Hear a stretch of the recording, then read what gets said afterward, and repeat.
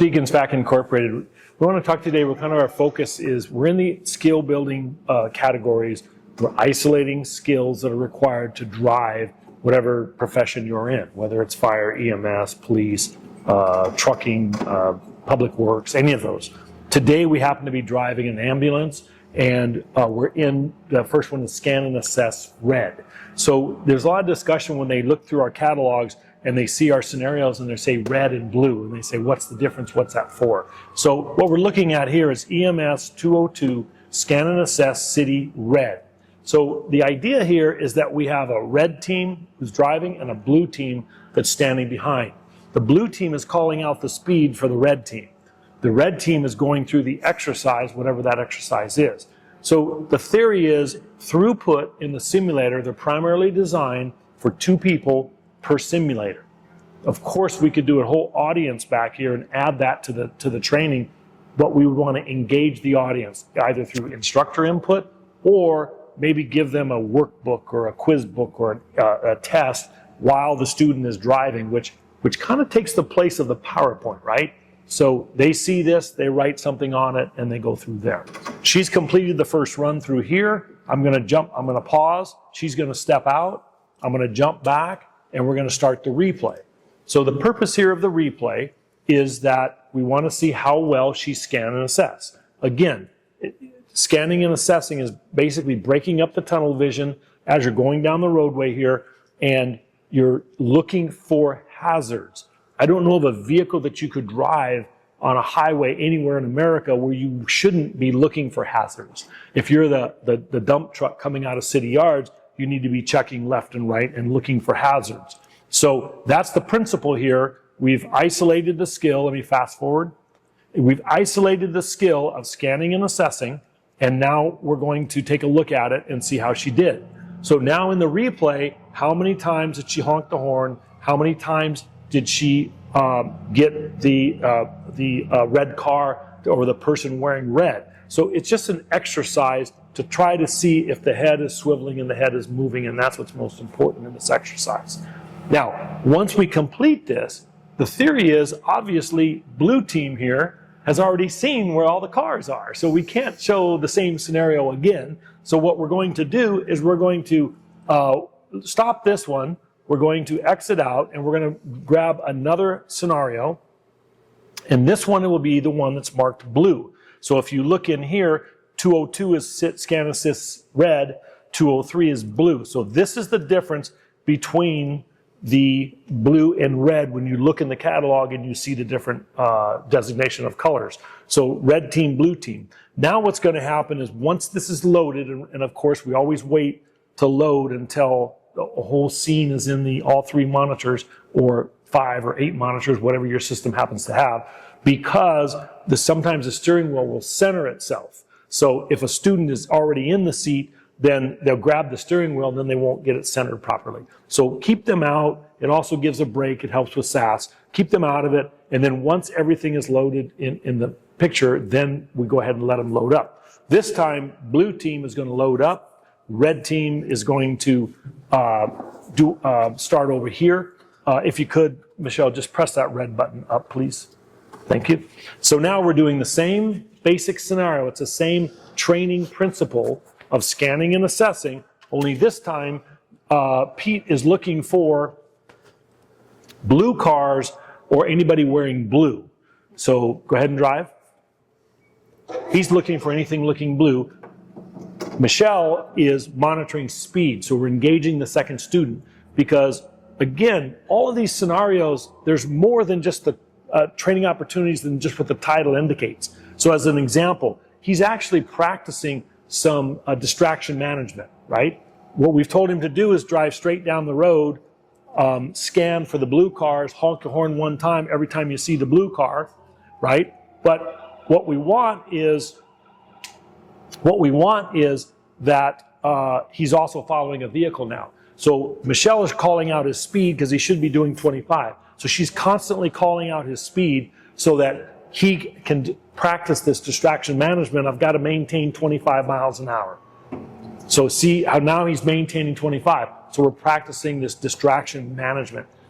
We don't really believe that you can do a non-distracted driver, right? No driver can be zero distractions. That's what driving's all about, is managing distractions. But you certainly can take the cell phone and put it down. You certainly can not look to the left when you see something you want to look at, but keep your eyes on the road. You can certainly look down road, down range. So all of these tie together with the scenario, not just what's in the title, but there's more training opportunity built inside. So we're stopped. They're going to exit the vehicle.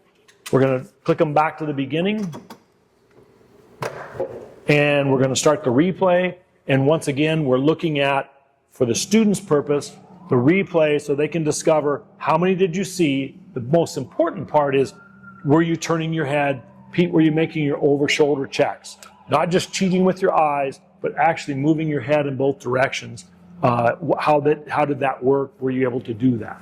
So we come back through this scenario. Now we want to step up to another scenario, and again, it's red-blue. So your class will kind of cycle this way if you choose to follow this format, okay? So we're done with this one. I'm going to X out of this one.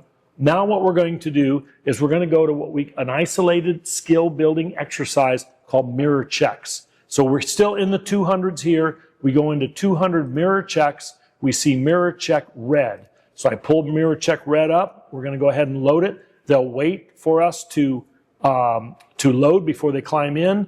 We're going to go to fire pumper. Here it is. I've chose a fire pumper this time. So this time we're going to be in a fire truck. So it's a larger apparatus vehicle. What do you teach for mirror checks if I'm driving your large apparatus vehicle, your fire truck, your dump truck from city yards, your even the EMS, some of the EMS big vans and that? How often should I be checking my mirrors? There's a lot of different answers out there. We've kind of built this one for every, 10, 15 seconds. So whatever your criteria is, that's what you can put into the scenario. You could, like we told you before, you could change scenario, adjust this motorcycle so it either comes out more often or less often. But the principle is, again, primarily isolating the one skill of mirror checks and having the student do proper mirror checks. Mirror check left, back to the center, mirror check right. Mirror check back to the center, back to the right, back to the left, back to the right. So left, center, left, right, left, center, left, right. So as we're going through this, they're practicing the skill so that when we put them, go ahead and hop in, start driving. So when we put them into an actual scenario with everything, they built these simple skills and worked up to the main scenario there. Okay, so she's going to go ahead and start driving. You'll see how this one kind of works. Again, there's more that built into it than just the title, right? We're still doing distraction management, multitasking, so she still needs to maintain her speed. In this case, the directions that came up on the MDT was do 30 miles an hour. Blue team, Pete, is calling out her speed so that she can maintain 30 miles an hour. She also should be looking down at the speedometer, either on the heads-up display, or if you prefer, you can hide the heads-up display and use the actual gauges. They all work the same. I usually use the heads-up display. It's a little easier in the simulator, but it's up to you again. What you feel is the best training for the student and for your operators, that's what you would go for. So as you can see, the motorcycle is behind. It's popping out. She'll honk the horn whenever she sees the motorcycle. During the replay, what I'm looking for is, A, how many times did she actually catch the motorcycle? And B, where were her eyes at? Are they still down road, down range, then check mirror, then back down road, down range, then check right, then back road, down range? So all of these things, again, it's just building that skill, practicing that skill of this, in this case, mirror checks. So she came to the finish here, she stopped, we're going to jump her back, she'll step out of the vehicle, and we're going to go to the replay. When we go to the replay on this one, we're going to use the different views on the replay so that she gets a better perspective of how she did. Obviously, I would ask questions, what do you think? How'd you do? I think I did good. Of course, we all do. So let's take a look at it here, okay? So again, I'm going to fast forward for the video so we can get it starting down the road here, and we're going to look at this. I'm going to change this camera angle view. That 1 click is overhead, 2 is left side, 3 is right side, 4 is third person from behind, 5 is third person from the front. So now you can see the motorcycle popping out, and in the picture-in-picture, you can also see whether or not she's checking the head checks, how often she's looking them through the mirrors. Pete, what do you think? Is she checking them enough? Is it timely? She was very timely. She was very good. She was very good. Yeah. So good. If she's not, then we put them back through and run it again, right? So it continues to go. Pete now again is seeing how many times the motorcycle pops out. So now what we're going to do is we're going to stop this exercise. We're going to now go to the blue team mirror checks. And you'll see this in just a moment right here. Mirror check city blue. We select the script. We're still in the fire pumper. We're going to load it. Now that they know to wait until they load in, this is the time when I would engage them in the conversation of the mirror checks. What did you learn in the classroom? If there was a classroom preceding this, how do we do this? If I had a whole group in the classroom, again, I have red and blue, so 2 per sim, but I could have a whole classroom here watching either in person or on a big monitor that's in another classroom, and they're seeing this front screen, and now I could be engaging them because they're doing a workbook, they're doing a test, as I mentioned before, something to keep them engaged. Oftentimes, the simulator can literally take place of your lecture and of your PowerPoint if you just use the tool, how it's designed. There's so many options here. So on this one here, Pete is now driving. He'll step up. Michelle is now monitoring the speed. Again, still practicing distraction management, still practicing multitask management, right? So here we go, and now it's his turn. In the larger apparatus vehicles, of course, they should always check their mirrors and set their mirrors prior to driving, right? On the smaller vehicles, we tend to get away from that a little bit, but on the larger ones, we should. I didn't have them do it just because of the time for the video. Okay, so now he's going through, she's calling speed, he's honking horn, same exercise, right? Okay, Pete, I'm going to stop you. Pause this one, go ahead and step on out. I'm going to change this one out. And now again, the simple to complex catalog design takes us now, we're still in skill builders, but now what we want to do is we're going to go to pivot points, and we're going to go to the, we're going to go into the fire catalog here. We'll do fire. We're going to go to skill builders. We're going to go to pivot points, and we have rear wheel swing for the ladder truck. So I select the script. I make sure I have a ladder truck loaded here. Fire ladder truck.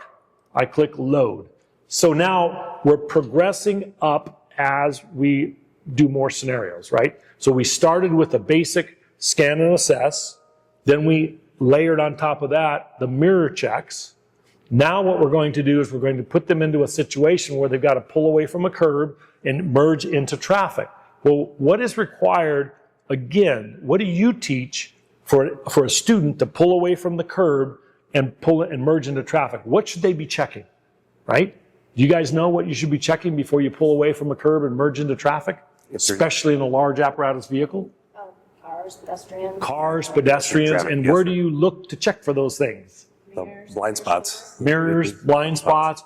Basically, everything that we've already built up to, that we've practiced. We've practiced the scan and assess. We've practiced the mirror checks. Now we put them in the situation and we say, okay, Pete, you're there. Go ahead and jump on in, just because you're close enough. And now we say, okay, Pete, your instructions, should you choose to accept it, is to pull away from the curb, drive straight down the street, turn right at 2nd Street, okay? So now let's see how he does in this situation. Michelle is watching, but remember, there's another scenario with the same principle of rear wheel swing, but it's in a different scenario. As Pete pulls away from the curb, we watch his head, we see whether he's looking left or right. You see in the left mirror a bicyclist just passed. Those are purposely put in to see if he checked that. If he pulled out too soon, you can swing left, don't have to back up. And he could swing out into the traffic, and that bicyclist might hit him if he didn't check the mirror. In this case, he was delayed, so he did that. Stop right there. What did you hear? Heard a screech. I'm a Suburban. I'm the Suburban. You think you hit the Suburban? I think you hit the Suburban. So he thinks he hit the Suburban. So I'm going to pause him for a moment. I'm going to change his view for a second. We're going to look the overhead, and we're going to find out here that it actually wasn't the Suburban, but what it was, let me back you up. with the curb?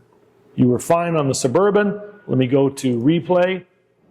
So this is a great example of what the students see, but what actually took place. So before you took off, did you check your mirrors? The right side I did, not. I don't What did think you it- see on the right side in your mirror? What do you see right now on the right side on See, your mirror? the curb. Yes. And do you see the fire hydrant? Okay, it was No. back farther. So when you were back farther, did you see the fire hydrant? I don't think I did. Oh, Look now. now I do. Yeah. So now you see the fire hydrant. So Right. what happened when he pulled away from the curb? I know it's a simple lesson, but to new operators, it might be the best lesson they've ever learned, right?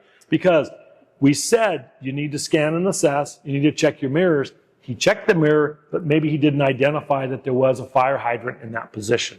So now Michelle knows, red team knows that there's a fire hydrant there. The next scenario, that's a sister scenario to this, will have an object, but it won't be a fire hydrant, right? What it's going to be is they're going to pull up to an intersection in that detour, make a turn, and then there's another object there that could do it.